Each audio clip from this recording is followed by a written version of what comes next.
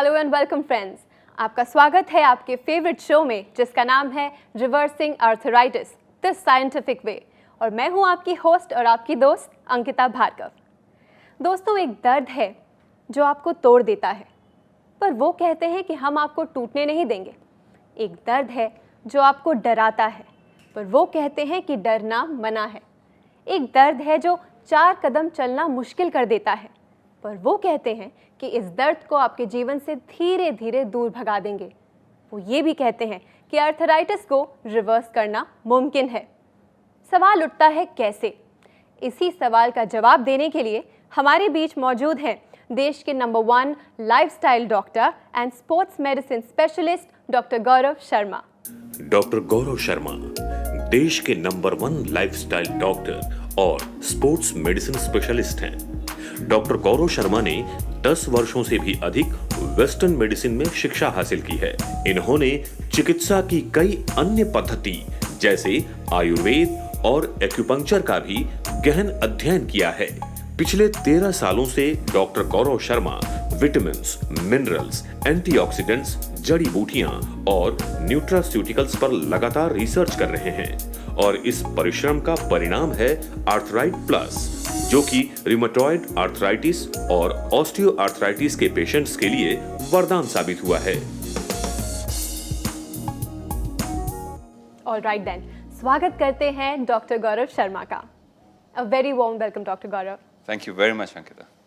So friends, reversing arthritis एक dial in show है जहां आप हमें लाइव फोन कॉल कर सकते हैं और अपने सारे सवालों के जवाब डॉक्टर गौरव शर्मा से डायरेक्टली प्राप्त कर सकते हैं। हमारे नंबर्स आपके टेलीविजन स्क्रीन पे फ्लैश कर रहे हैं। तो चलिए शुरू करते हैं आज का ये एपिसोड। डॉक्टर, आर्थराइटिस डेफिनेटली एक बहुत बड़ी बीमारी है। काफ़ी लोग इससे सहन करते हैं, कुछ करते नहीं हैं काफ़ी लंबे अरसे तक क्योंकि समझ नहीं आता। जब सारे दरवाजे बंद हो जाते हैं तब लोग ये समझ के बैठ जाते हैं कि बस now this is the way of life. ऐसे लोगों के लिए आप क्या संदेश देना चाहेंगे? वहीं नहीं ख़त्म होता, उसके बाद नी रिप्लेसमेंट की बात की जाती है और नी रिप्लेसमेंट के लिए आपके पास पैसा होना चाहिए।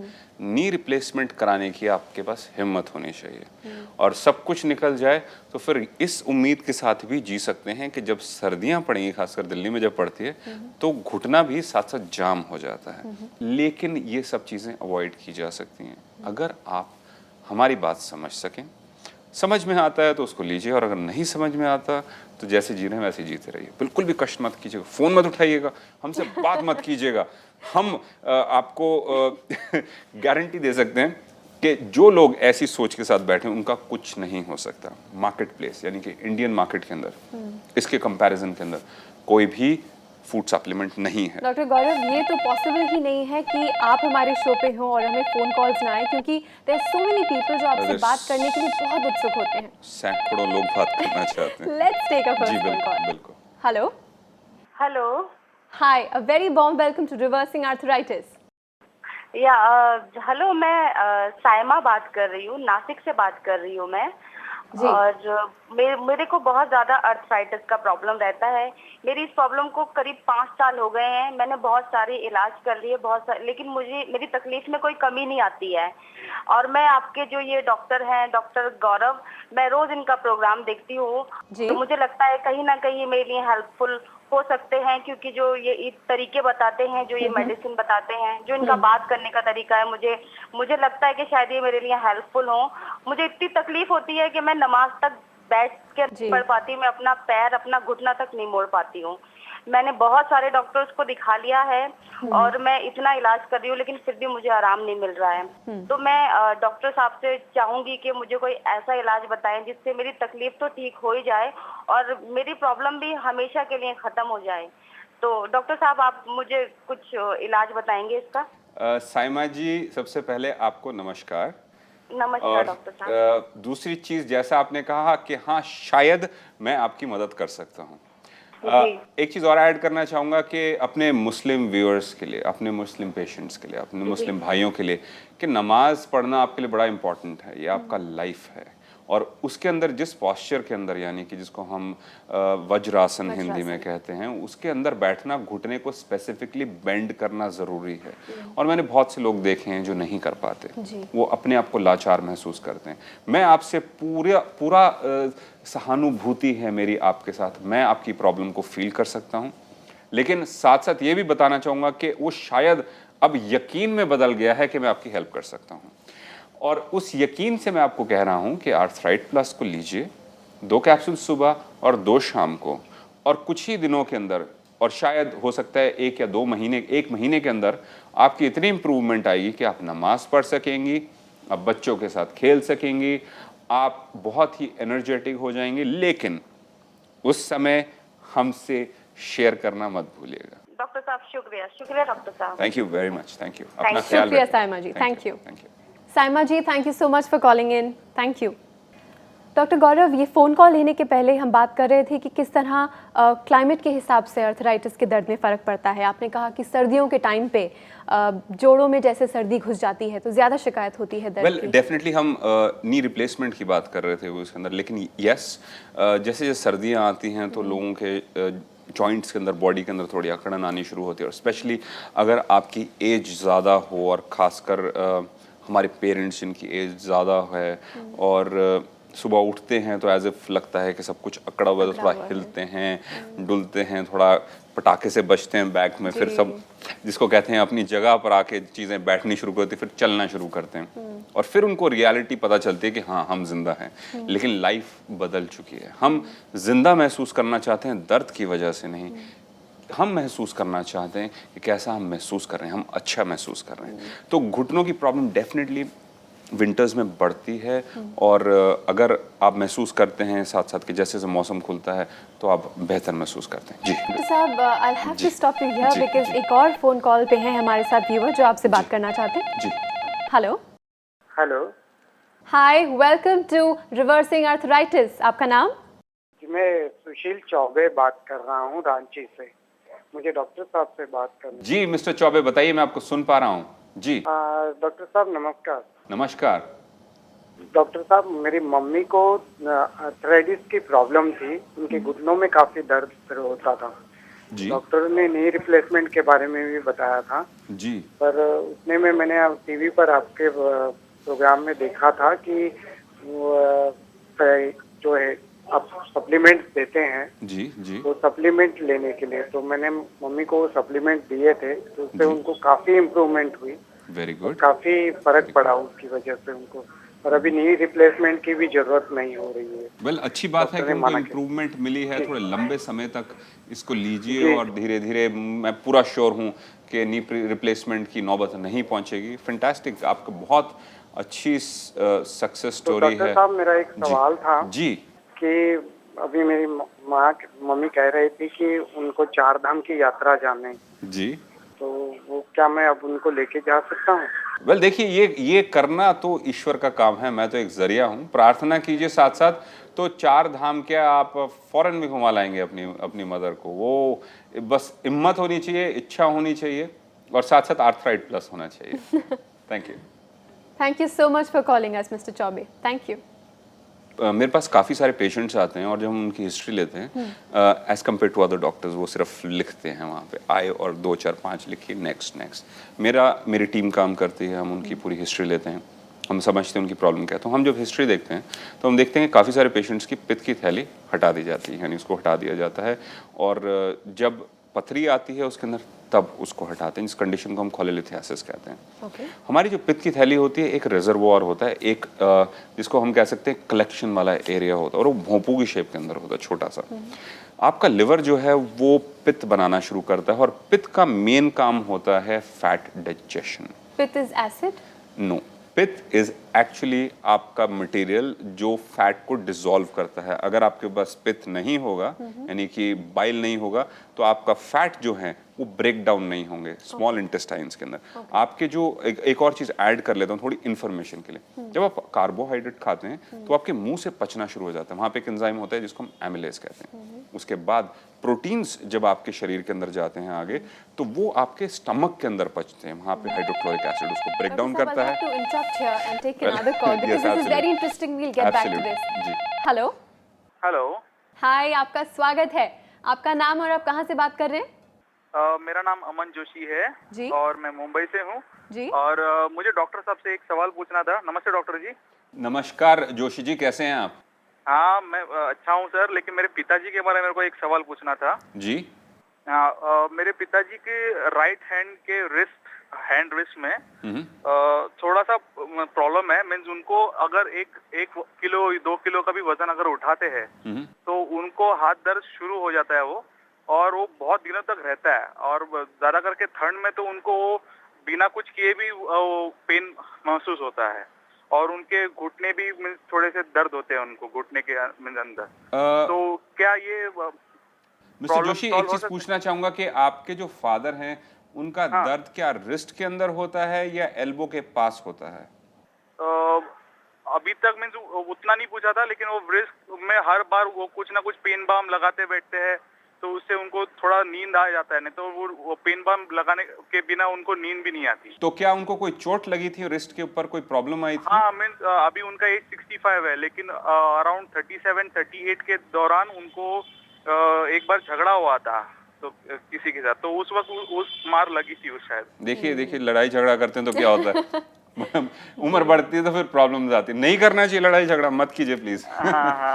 जी जी बिल्कुल। तो देखिए, दो चीजें हो सकती है। एक तो सबसे पहले हमें ये भी देखना होगा कहीं कार्पल टनल सिंड्रोम तो नहीं हो गया, जो मेरे को कम ही लग रहा है। और एक होता है जिसको हम टेनिस एल्बो कहते हैं, जिसके अंदर आप भारी वजन कुछ उठाते हैं एटसेट्रा, उसके अंदर स्पेसिफिकली एल्बो के अंदर दर्द होता है। लेकिन ये एक पुरानी इंजरी कार्टिलेज की लगती है, जो उन्होंने लड़ाई झगड़ा करा, और उसकी वजह से जब एज बढ़ जाती है तो वो ऑस्टियोआर्थराइटिक चेंजेस आ सकते हैं। साथ साथ उनके घुटने के अंदर भी जो दर्द हुआ है, ये परमानेंट लॉस है सर? वो आपको स्पेसिफिकली डिजेनरेटिव चेंजेस के बारे में बता रहा है। तो आप बिल्कुल निश्चिंत होके आर्थराइट प्लस लीजिए, और यही एक प्रोडक्ट आपके फादर की रिस्ट में भी हेल्प करेगा और घुटने में भी हेल्प करेगा। लेकिन उसके बाद अपनी सक्सेस स्टोरी हमारे साथ जरूर शेयर कीजिएगा। Thank you. जरूर सर, जरूर। Thank you so much for calling us. Okay. Doctor साहब, इस फ़ोन कॉल के पहले एक बहुत ही इंटरेस्टिंग इन्फॉर्मेशन आप हमें दे रहे थे अबाउट कार्बोहाइड्रेट्स, कैसे उनका पचना मुंह से ही शुरू हो जाता है। वेल देखिए, हम ये जानते हैं कि हमारा खाना पचता है, हाँ जी। लेकिन हम ये भी जानना चाहते हैं वो कैसे पचता है, और एक सरल भाषा में समझाना मेरी रिस्पॉन्सिबिलिटी है, मेरी ड्यूटी है। जब आप कोई कार्बोहाइड्रेट खाते हैं, यानी कि आपने रोटी खाई या कोई सब्जी खाई, उसको ब्रेक डाउन, उसको पचाना बहुत ज़रूरी है। वो हमारे माउथ से शुरू हो जाता है। हमारा माउथ के अंदर एक एंजाइम होता है जिसको एमिलेज कहते हैं। अगर आपके पास एमिलेज नहीं है तो खाना ब्रेक डाउन नहीं होगा, वो इंडाइजेशन की तरफ बढ़ेगा, गैस बनेगी एटसेट्रा। उसी वजह से एज के चलते हुए लोगों को इंडाइजेशन होती है, उसके ऊपर भी हम काम कर रहे हैं। उसके बाद जब प्रोटीन्स जाते हैं, जैसे कि आपने नॉन वेजिटेरियन खाया या आपके पनीर के अंदर कुछ प्रोटीन्स होते हैं, उसको डाइजेस्ट करना बहुत ज़रूरी है। वो होता है हमारे स्टमक के अंदर, जहाँ पर एक एंजाइम जिसको हम प्रोटेज कहते हैं, वो प्रोटेज हाइड्रोक्लोरिक एसिड, यानी कि जो एसिड हमारे स्टमक के अंदर होता है, उसको ब्रेक डाउन करने में हेल्प करता है। और ज़्यादातर लोग ये समझते हैं कि एसिड की प्रॉब्लम ज़्यादा एसिड होने की वजह से, और जो इंडाइजेशन है वो एक्चुअली गलत कॉन्सेप्ट है। एज के बढ़ते हुए एसिड की कमी की वजह से, खाना ना पचने की वजह से वो अंदर सड़ता है, वहाँ गैस बनती है, वहाँ पर माइक्रोब्स की कॉलोनीज बढ़नी शुरू हो जाती है, जिसके अंदर हेलिकोबैक्टर पाइलोरी भी एक बड़ा सीरियस बैक्टीरिया है जो परेशान करता है। उसके बाद जब हमारे फैट्स जो हम खाते हैं, यानी कि हमने पराठे के ऊपर मक्खन लगा के खाया, और वो कैसे पचाएं, उसके लिए हमें एक एंजाइम चाहिए होता है जिसको हम लिपेज कहते हैं। लेकिन उस एंजाइम को काम करने से पहले उस फैट को तोड़ना पड़ता है, और उस फैट को तोड़ने के लिए हमें ज़रूरत पड़ती है बाइल की, यानी कि पित्त, और उसे पथरी होने। यही लेते हैं एक और फोन कॉल। जी हेलो। हाँ हेलो, नमस्कार जी, मैं सिमरन बोल रही हूँ दिल्ली से। हाँ जी सिमरन जी। सिमरन जी, आपका बहुत बहुत स्वागत है। आप अपना सवाल डायरेक्टली डॉक्टर गौरव शर्मा से पूछिए। जी डॉक्टर साहब, मैं सिमरन बोल रही हूँ दिल्ली से। मेरी उम्र 30 साल है और मैं करीब 5 से 7 सालों से बहुत परेशान हूँ आर्थराइटिस की प्रॉब्लम से। ना उठा जाता है ना बैठा जाता है। पहले तो सिर्फ ये चलने में दिक्कत करता था, लेकिन अब तो सुबह सुबह सोकर उठने पर ये इतना दर्द करता है कि 30 साल की उम्र में ही मुझे बुढ़ापा सा लगने लगा है। जब से मैंने आपका प्रोग्राम देखा है ना, तब से ही मुझे एक उम्मीद की किरण नजर आई है। डॉक्टर साहब प्लीज कुछ बताइए कि ये सही हो सके। सिमरन जी, डेफिनेटली 30 साल में बुढ़ापा तो छाया हुआ है, लेकिन चलिए समझते हैं कि परेशानी क्या है। क्या आपके छोटे जॉइंट्स में दर्द होता है? जी डॉक्टर साहब। मीन्स आपकी जो उंगलियां वगैरह के अंदर आपको दर्द होता है? जी सबसे ज्यादा दर्द होता है, लेकिन जॉइंट्स में और उंगलियों में हल्का हल्का सा दर्द रहता है, हड्डियों में बहुत दर्द होता है। वेल, मैं एक चीज सजेस्ट करूंगा। देखिए सिमरन जी, आपकी जो कंडीशन है वो रूमेटॉइड आर्थराइटिस की तरफ पॉइंट करिए, मेरी सिक्स सेंस यही बता रही है। तो अपना टेस्टिंग करवाइए, रूमेटॉइड फैक्टर्स को जरा टेस्टिंग करवाइए, इन्फ्लेमेशन देखिए, ESR देखिए, सी रिएक्टिव प्रोटीन को देखिए। उसके अलावा अगर वो भी आइडेंटिफाई हो जाता है, लेकिन वो एलोपैथी के अंदर इसकी कोई खास ट्रीटमेंट नहीं है, इम्यूनिटी सप्रेसेंट ही है बेसिकली, तो आपके एक बहुत अच्छी बेट है इस स्टेज पे। आप आर्थराइट प्लस को 2 कैप्सूल सुबह 2 शाम को लीजिए रूमेटॉइड आर्थराइटिस की कंडीशन में 15 दिन तक। उसके बाद 1 कैप्सूल सुबह और 1 शाम को लेते रहिए, और इसको लंबे पीरियड तक, कुछ महीनों तक लीजिए। आपकी कंडीशन में इंप्रूवमेंट आएगी। लेकिन आपके पास चांसेस सिर्फ 60 to 70% है। हमारे 60 to 70% पेशेंट्स जिनके अंदर रूमेटॉइड आर्थराइटिस है उनको रिलीफ मिलता है।